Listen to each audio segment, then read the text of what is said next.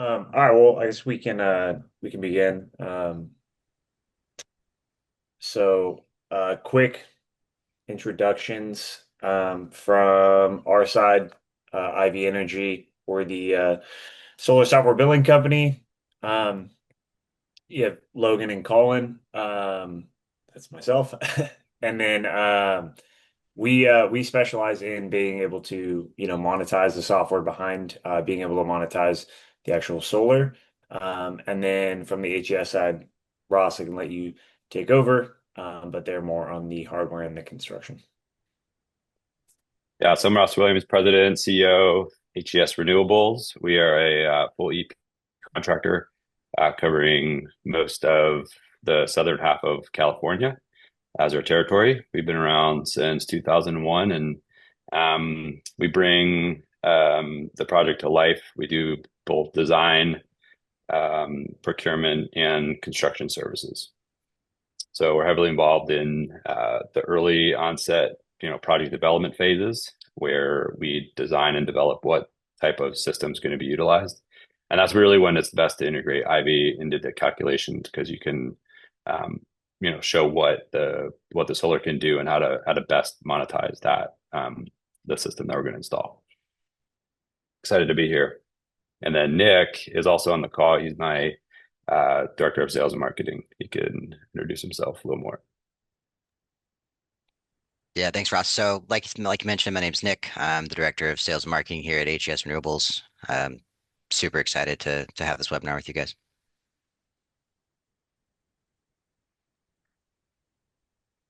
Sweet. Yeah. Um, so a few topics, as you guys can see on the screen, but essentially, how solar plays into multifamily properties, how it adds value, utilizing both, IV and HES. ITC investment tax credit, which is a big driver in the economics of some of these projects. There's some deadlines, in terms of when projects have to be done to take advantage of that. So you can grandfather projects in as long as you finish by certain dates or meet certain milestones. So we'll go over that. The safe harboring options help you meet those milestones. And then what you can do starting from today to make sure that your timeline for the project lines up with those, and then how long that actually can take before you're recognizing revenue on property. And then we'll leave a lot of time for questions as well.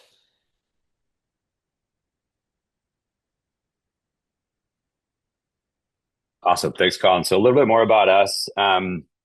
So we partner with our clients to basically change the way the world is powered. A huge part of that is bringing solar to multifamily residents. It's interesting because I've been doing this for about 15 years now, and prior to Ivy, it was really difficult to bring the energy, bring the power to the residents, and really monetize that. So Ivy software enables owners of buildings, apartment buildings, to capture that revenue. Prior to that, we could do some work around some funky stuff that was, not great, left a lot of money on the table, and didn't really give a clear understanding of the value of the solar that was being given to the residents. But Ivy software really helps us do that. So we started working with them. 2019-ish, when they were a lot younger, and started to bring them into some of the projects we were working on and show the value to some of the companies you're seeing on the screen here today, to see the value of what Ivy can bring and what solar can bring to these properties. We're going to talk mostly about multifamily today, I believe, but the software works on really virtually any building that has a meter.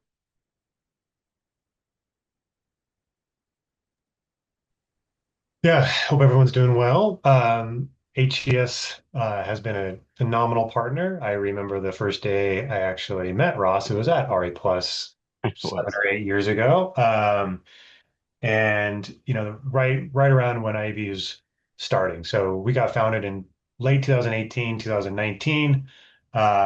We really, we entered this industry with the main barrier of the split incentive problem.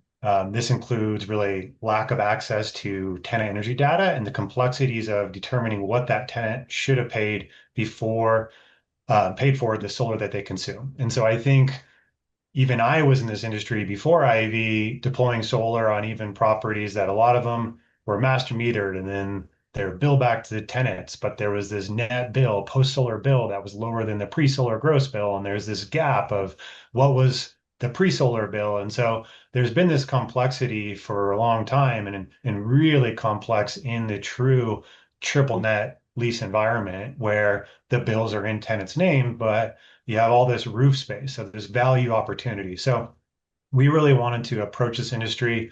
I saw this opportunity of, hey, it's really an underserved community. And when I say that, the state of California has almost 48% renters. And so, and I think it's only growing. So it's going to be over 50% soon, and it's going to really skyrocket there. So from that perspective, you really have a big opportunity there for solving the split incentive issue. Similar to what Ross just mentioned, we have some really good early adopter clients, some cross clients with HES here, and then some really good investors that are backing us in this industry. Next slide, please. Yeah. So we feel that Ivy's really solved the split incentive issue. We actually initially worked with the state of California to our seed grant was to solve the split incentive issue. But where the state of California wanted us to focus was something that was very tenant friendly, tenant educational, something that was really clear versus just a dollar amount of you owe $100, right? So we built our platform around a very tenant-friendly environment.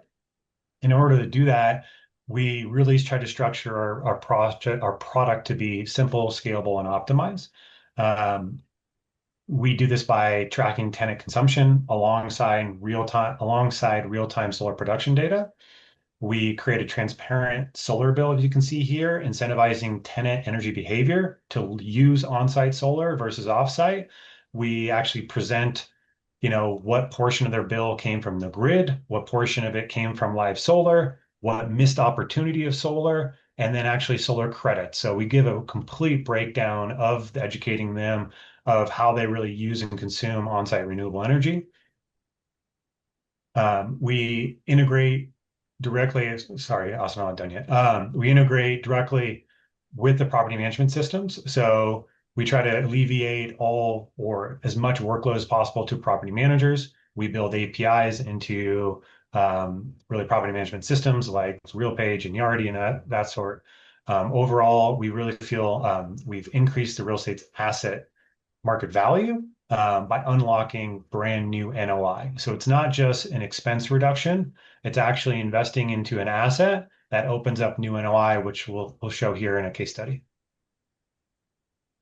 Well, this is the actual breakdown of the NOI, sorry, before the case study. So this is how we generate that income. So I mentioned earlier, one of the biggest gaps in the solar industry is populating the gross bill, which is the pre-solar bill. So once you go solar, whether it's behind the meter or whether it's use of VNEM or a NEM aggregation, the utility company typically does not produce a pre-solar bill. So someone has to come in there and produce a pre-solar bill. So this example says before solar was a $100 bill. Post-solar, the utility produces what's called a net bill, which is $40. So that means that $60 were created of solar savings. Our platform allows the industry to pass through a tenant discount, and that discount is only applied to the actual solar savings that was distributed to that unit. So unit A may have $60 worth of solar savings, unit B may have 50 or 40, and what we do is a pass-through discount. Therefore, you're never discounting the net cost, aka hard cost of utility left over. So you really incentivize that tenant to use more solar and create more savings, which creates a really win-win platform here.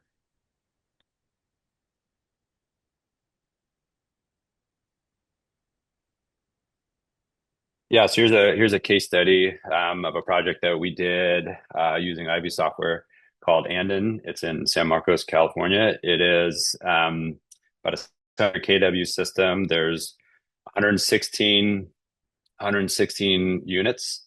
They're 2 and 3 bedroom townhomes, so they're quite large, which is why the system size is as large as it is. And the savings on an annual basis for each unit is around $1,800, which is an NOI increase per unit. Sorry, total of around, what is that math? Of around $80,000 a year, something like that. And that's a $36,000 per unit market value increase. So that you can see how quickly the system can generate significant revenue. And the cool thing is it doesn't add any square footage, it doesn't add any doors, it doesn't add any tax implications. It's simply revenue that goes directly to the bottom line. That's why the NOI is so attractive to most owners. So systems like this are really neat, and the owners, sorry, the tenants really like it because they save some money and they can say that they're green and clean and all that, and so it's really a win-win. The elevator pitches, why let 100% of the energy sales on your property go to the utility? Why not put 60% of that in you and your tenants' pockets, right? And so that's the formula that we're using, and that's why it makes a lot of sense to do this using Ivy software. Ross, to layer on top of that, from a high level for those on the call here, we work with long-term asset holders. We work with merchant builders, people who acquire, flip, however you want to structure a multifamily asset. The most common way people look at this is, hey, I'm going to invest in, say, 6K a door to deploy on-site solar, but what's my year one or stabilized NOI opportunity of a new NOI, not expense reduction, new NOI? And that translates at a 5% cap rate to about a 20K per door. So you invest 6K in year one, you add 20K. So the delta there is either upon a long-term asset hold, market value add, or additional new NOI, or selling the property. So on a turn, selling it for a higher value. And we do have history and case studies around that. Yeah, or in addition to that, a lot of people will refinance it, once it's in the ground, and then that's a huge part of that refinancing mechanism, and then pulling that money out and go building another one. That's something very common we see as well. Great point. And it's a big help. All right, next slide, please. Okay, so we're going to start talking about the investment tax credit and a lot about safe harbor and why it's important to know some of these dates that we're talking about. So here's what's on the table, and here's what the opportunity is as it sits right now. The investment tax credit has a 30% base, and this is off of the total system cost. So if it's $1 million system, it's a $300,000 tax credit. Okay. In addition to the base, so every system that has a solar, every property that has a solar system added to it gets a minimum of 30%. Okay. And then it has a series of adders that can get you all the way up to 60%, the 60% tax credit. Those adders are called low income communities. That's determined by the property location. It's something you have to apply for. It's the only bonus adder that you actually have to apply for and get approved. The others just come, off of your taxes when you file. The next one's called energy community. This is defined as a tract of land that has had either a coal-fired plant or a coal mining facility retired since 1996, I think it is, and has a unemployment rate that is lower than or equal to the national average. This virtually is true of every tract of land in my entire territory. I think most of California. In fact, there's a map you can find to see if the energy community will apply. That's a 10% adder that most projects that we work on get. The next one is a 10% domestic content adder, and this is determined by using components that are made in the U.S. And we're slowly, as manufacturing, U.S. domestic manufacturing for solar components grows, we're slowly being able to reach this extra credit with more and more of our projects. And then the yellow, there's the remaining cost.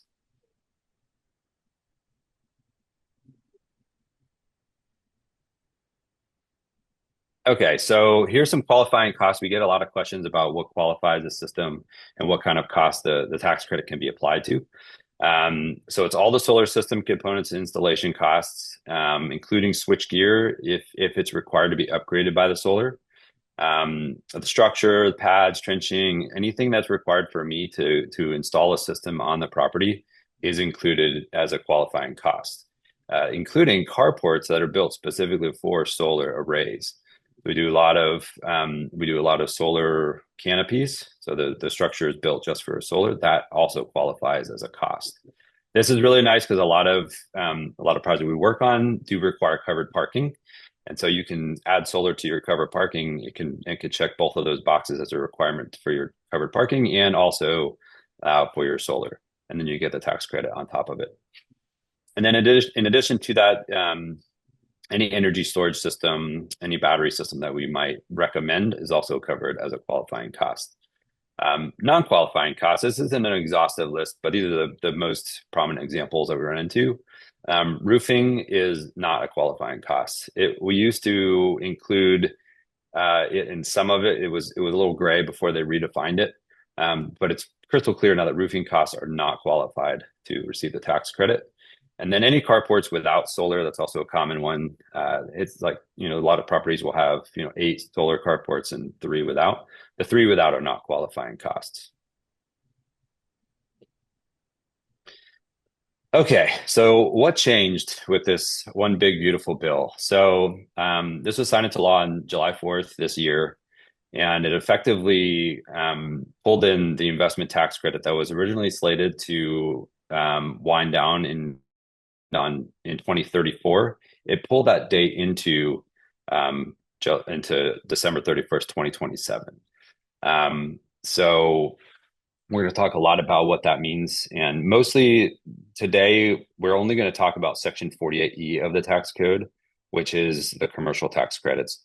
There's a whole other section that talks about wind and residential solar. We're not talking about any of those sections, just to be clear. The residential solar ends this year entirely.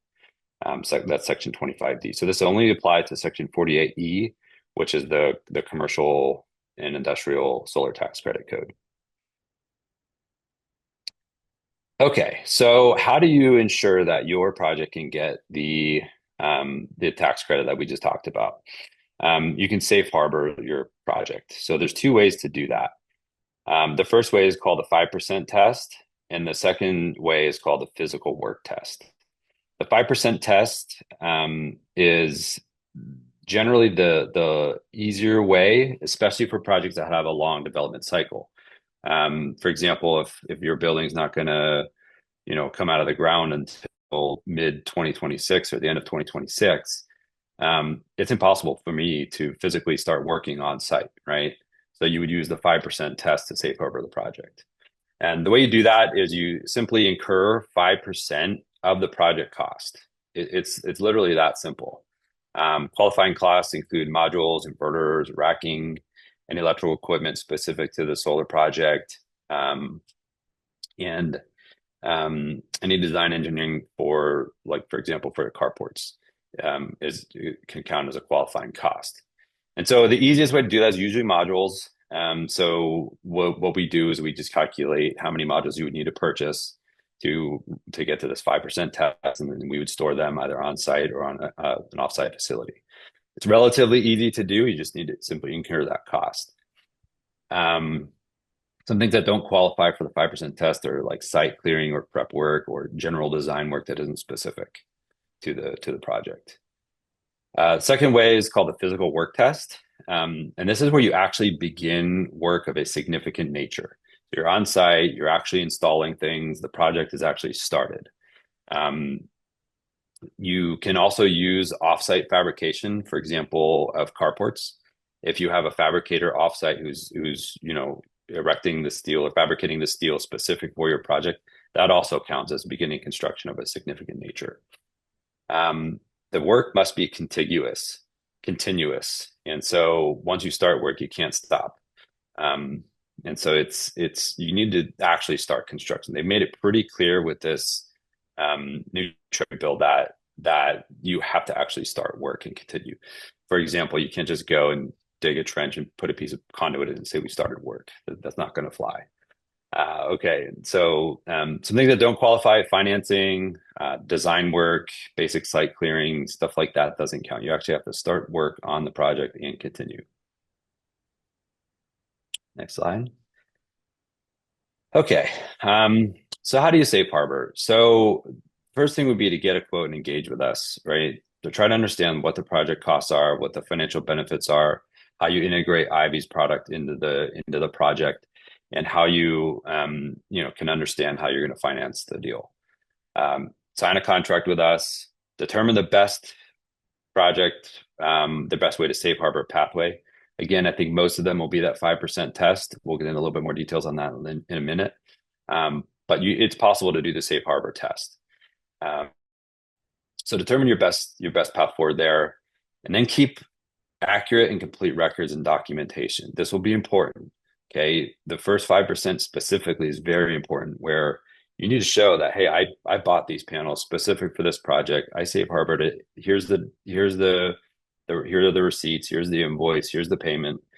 Keep all that accurate and complete information, because you'll need it to go claim the tax credit when you do, which is step 5. Once the project is complete and operational, then you go and claim your tax credit.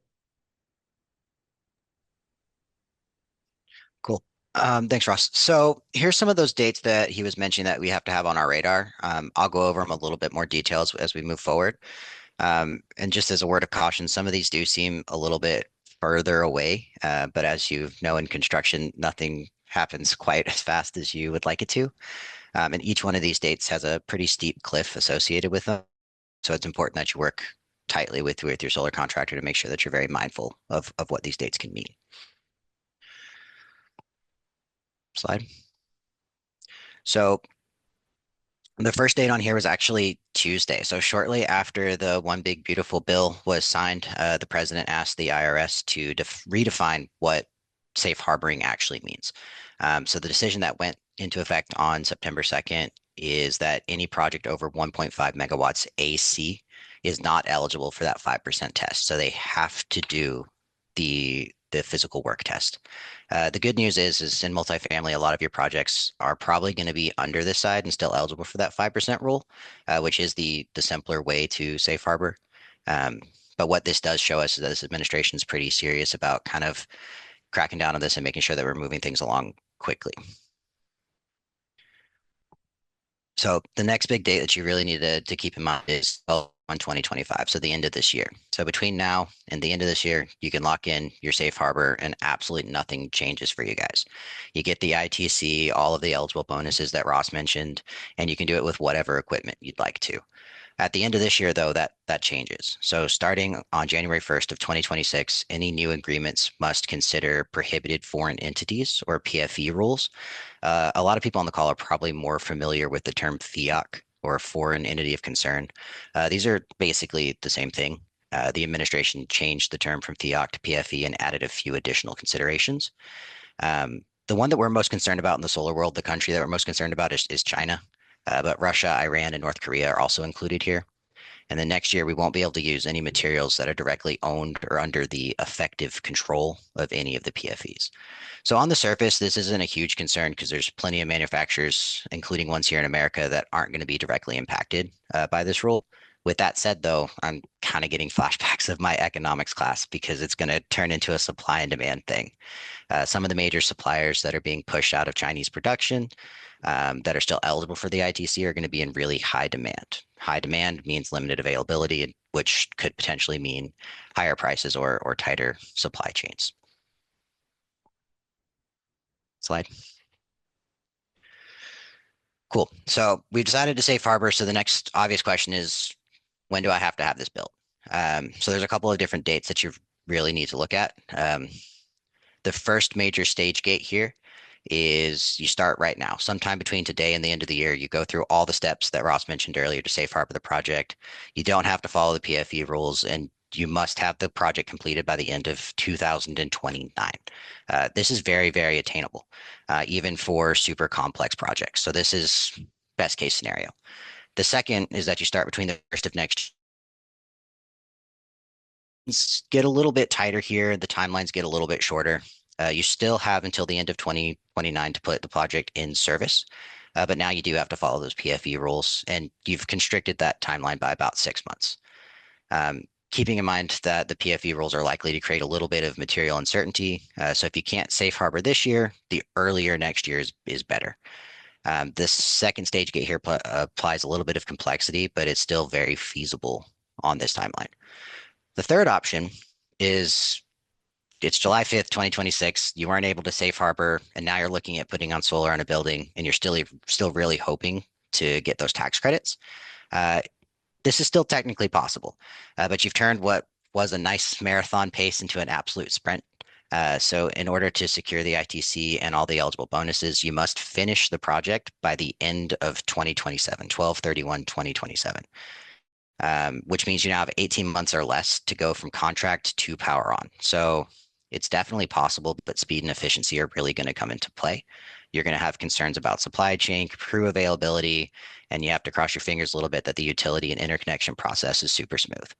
I would recommend avoiding the situation if at all possible, because the earlier two dates are a lot easier to work with. And then you throw in new construction into this. So that adds a little bit of complexity to everything because sometimes your building's not built. You're not sure how much solar you need, when you need to put it on, how much solar that's going to end up being with all your Title 24 requirements and all of those extra considerations. So new construction's on a different timeline altogether.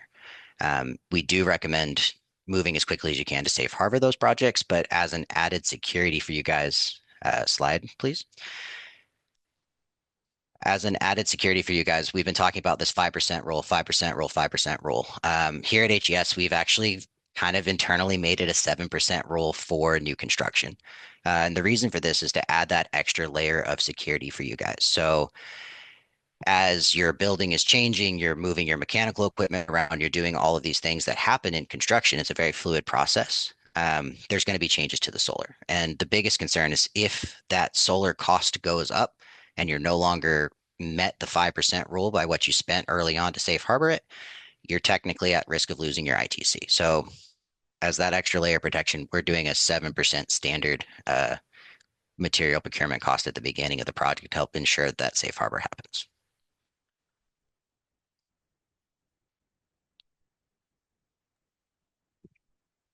All right, there was some good news in this bill. It reinstated the 100% bonus depreciation. It was on a glide path to becoming standard makers, but it reinstated the 100% bonus depreciation for the cost of the system in year one, and it retroactively did that in all of 2025. So any projects that are installed this year or after will get 100% bonus depreciation.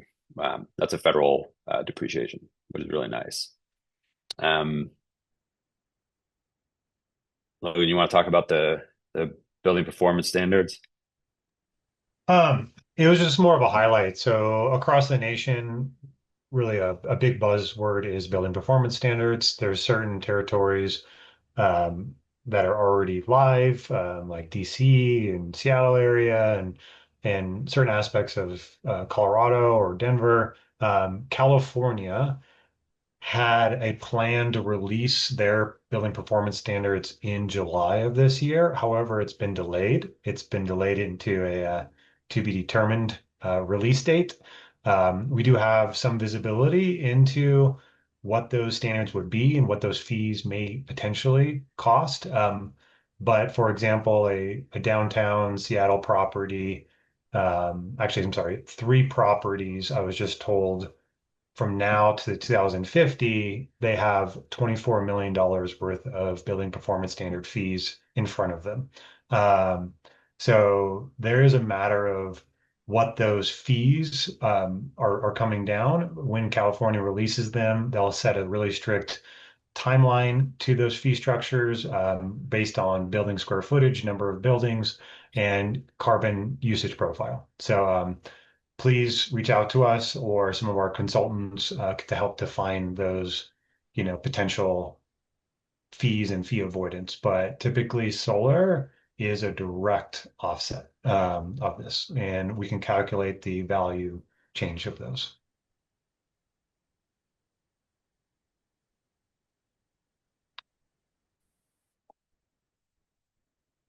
All right. So our recommendation is to, start as soon as you can. The most advantageous way to do this is to safe harbor by the end of the year, as we talked about. We get that's not an opportunity on every single project, but you can start to understand what the options are by reaching out and understanding what the project costs are, what the benefits are using IV systems, and then deciding on a finance strategy and figuring out what the milestones are in your construction schedule to ensure that you can meet some of the dates that we talked about today. So reach out to any of us, and we can get you started on understanding what some of these options are.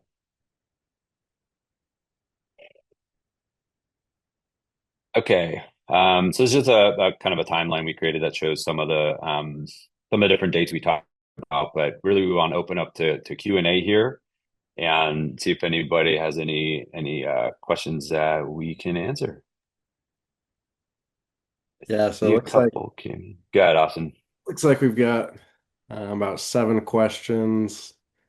Anonymous attendee asked for the physical work test. Has anyone seen a definition truly of what continuous work really constitutes? Have heard that as long as you do some physical work to start and then complete by the end of 2029, this will satisfy the work test. It was said today that you must show you are continuously under construction. Do we know really how that will be measured or policed? Phenomenal question. Regarding how it's going to be measured or policed, no, I have not seen an actual definition of that. I don't anticipate that there's going to be like IRS agents, policing job sites, making sure that we're working. But again, the documentation showing that, like, for example, if I went in there and I installed some pre-plumbing conduit, okay, and I needed to wait for the roof to be built so that I can install my solar panels on the roof, that would constitute continuous work in my mind. But no, I've never seen an actual like clear-cut definition of what exactly that means. All right, next question. When installing solar onto existing carports, would structural reinforcement be a qualifying cost? Yes, absolutely. Structural reinforcements on any carport or building otherwise is a qualifying cost. Okay, next question.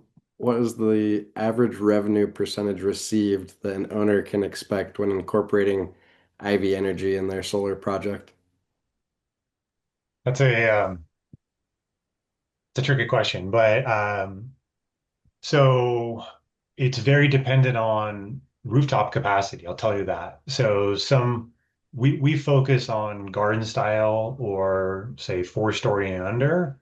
That said, we do have some infill urban buildings that are getting creative on how to deploy solar, but ultimately you have to have the ratios correct where you can deploy enough renewable energy to create a value opportunity of offsetting tenant load. But I'll look at it a different perspective. Um, when you deploy solar, the realm that we operate in is the independent power producer realm. So it's an IPP realm where you kind of create your own little mini power plant. Well, think of it this way. You can produce on-site rooftop solar somewhere between 7 to 9 cents at a levelized cost to produce power. What that means is you spend $1 million today and you hold that over 20 years of the warranted life or 25 years, depending on how you want to structure that. Well, you produce X amount of kilowatt hours over that time. Your investment today and how much you get out of that over that time period levelizes to about 7 cents, 8 cents, 9 cents. Well, Ivy can bill the tenant up to their exact tariff rate. And so in SDG&E, sometimes that blended rate is 35 cents or 40 cents or something that we can bill up to. So your value opportunity of producing kilowatt hours at, say, let's just round numbers, 10 cents, and I could bill up to 40 cents, you make 30 cents of every kilowatt hour consumed. Now, FCE is a little different. If you're in Moreno Valley, it's a little different. If you're in the state of Nevada or Arizona or Colorado, it's all different relative to that tariff rate. So please feel free to reach out to either HES or Ivy. We typically do free portfolio analysis, something from a high level analysis of what's your site, what's your rooftop capacity, what's your tariff of your zip code, where you're at, and we'll give you that high level delta value prop and either tell you, yes, there's a lot of value in this property or no, in certain, Sunbelt states, the utility rates are, sub 10 cents. They're 8 cents or something where I'm like, no, it's a negative IRR. You're not gonna produce power cheaper than the utility rate. So we'll tell you that during the free portfolio analysis or project analysis. Okay, the next question for the PFE requirements. I buy my panels from a USA manufacturer, but they got their materials from China. Do I lose the tax credit?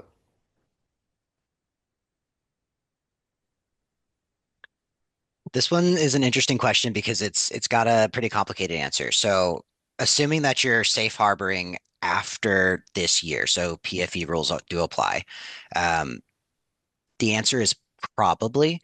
So there are percentage thresholds of components, but they're pretty high.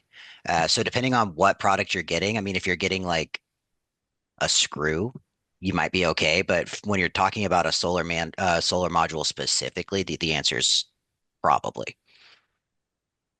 And this Yeah, is also where I'd say I'm not it, a tax professional and yeah, shouldn't consult one. it is a complex thing, and it's solar panels themselves, for example, are comprised of like 10 major components, and they each have a different ratio to the total. So, for example, the cells are probably about 30 the cost of the solar panel, right? So if that cell comes from China and the rest is domestic, then it would probably disqualify it. It's a very complex answer, as Nick mentioned. We have a calculator, and we can determine which panels do and do not disqualify you.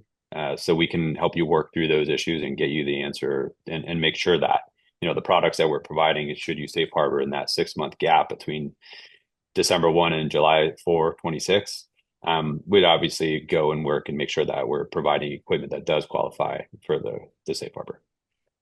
Great question. Complex question. Okay, we've got about 6 more questions. Let's jump into this one. Wouldn't every 2026 project qualify for the 10% domestic content additional tax credit? No, not every, but potentially you can get there easier. As I mentioned, a lot of the manufacturing is ramping up and coming online, so there are becoming more options available. So I think most projects will be eligible, will have the opportunity to, but not all. Okay, next question. Are you seeing battery systems being used to take advantage of time of use billing to increase NOI?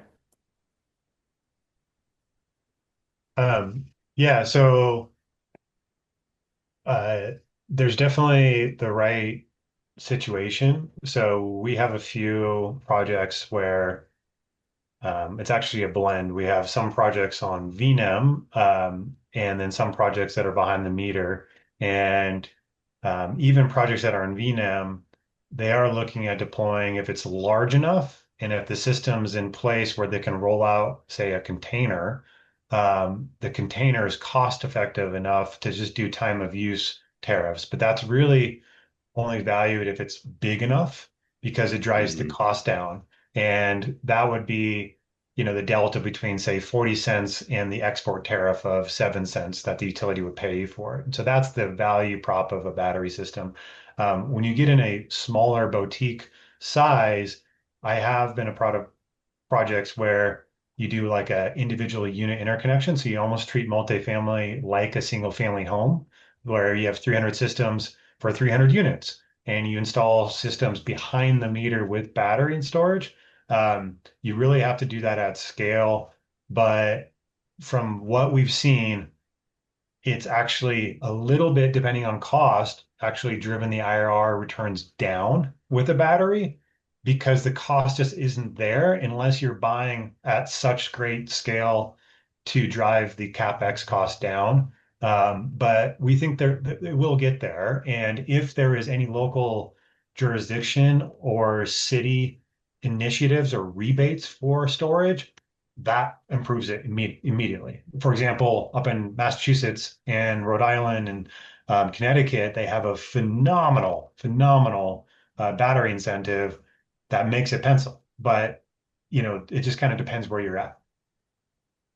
Yeah, to add to that, something we didn't touch on too much here, but batteries in the big beautiful bill, there was actually a carve out, and they don't follow these same timelines. It's actually right here on the end of this timeline. The batteries don't have any of these weird rules tied to them. They are as a standalone, they don't expire until 2034. So just want to throw that out there. That batteries, these timelines don't apply to the battery component of the project. That applies to both paired storage, meaning solar plus storage, and or standalone storage. Okay, next question. You stated you have some projects on VNEM and some behind the meter. Can you explain what is the difference? Um, yeah, I'm an engineer, but I'm going to try not to be too technical here. Um, so think of single family home. A single family home, when you deploy solar on it, you have a one utility meter, and that one utility meter feeds all of the load on that property. Well, when you deploy solar, you can connect behind the utility meter. And what that means, that's on the user load side that you connect to solar. That is considered a behind the meter interconnection from a solar interconnection rules and regulations. That directly offsets the load, and that meter becomes a bidirectional meter. And it's a whole component there of that solar only offsets that meter. Now, the difference is when you get to a property with multi-metered on it, meters on it, the state of California and the IOUs built VNEM or NEM aggregation back in 2012. When they did this, they had this in mind of, hey, that's really complex to say there's 300 units on this property and 300 solar systems. That's a lot of wire. That's a lot of inverters. That's a lot of interconnection agreements. So let's build VNEM. And the V is virtual net energy metering, where you can potentially install just one solar system and it's connected to a line side or utility side. So in front of all the meters, it's kind of backfed into the utility, but on parcel. Um, and then the credits are virtually allocated to what's called the benefiting account. So the beauty of that is not all 300 units have to get to solar. You could just send the solar to, say, 40 of the units or 100 of the units. So it gives a lot of opportunity for owners to reduce risk or mitigate that solar deployment where I only want to deploy solar to offset 100 units of my 300. You could leave 200 units off the platform. You could leave them off and they just have their own bill with the utility company. They don't get any solar interaction. So it's done virtually all in the back end. So it is a very nice platform, but it does need someone to manage it. And that's really where we fit in from IAV. We really built our platform around that and that use case there. Hopefully that answers the question. And feel free to throw any last second questions. We've just got one more. Do you expect states to start offering tax incentives?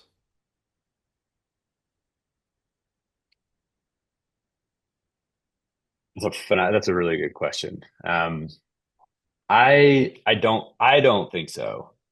It's possible, but I don't think so. I don't anticipate that being a something that at least California wouldn't do. I don't think. Maybe other states that I'm not as familiar with. I don't think California would do that. I haven't heard of I haven't heard anything of talk of that happening. What I do think would happen though is um, before that would even become necessary, a lot of the dates we talked about are, 2, 3, 4 years out from now. This bill, this big, beautiful bill, changed a bill that was signed in 2022. So that bill was very solar friendly. It's the one that had the 2034 deadlines, had a nice 10-year runway for tax credit. 3 years later, here we are, and it's getting reversed almost entirely. So I do anticipate in the next 2 or 3 years that there will be another regime change, and then this will go back again. So that I think is more plausible than the states getting involved. But who knows where that's all going to go?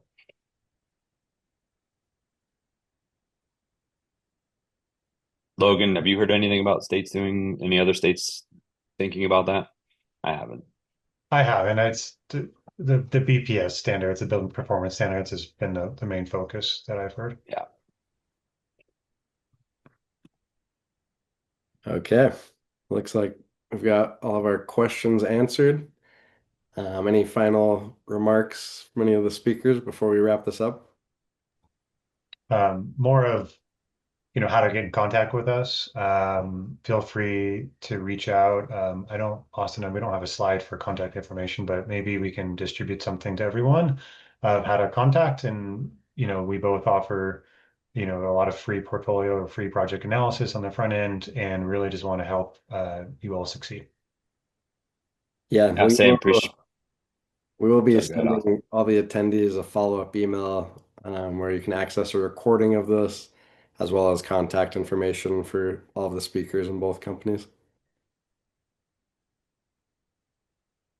Awesome. Yeah, I just want to say thanks everyone for their time. It's been a pleasure, and yeah, this is some complex stuff. So reach out if you have any questions. Happy to help. And sooner the better. These are the real deadlines, and we are anticipating and already experiencing some pretty heavy volume. So reach out, and we'll get you involved and get it figured out.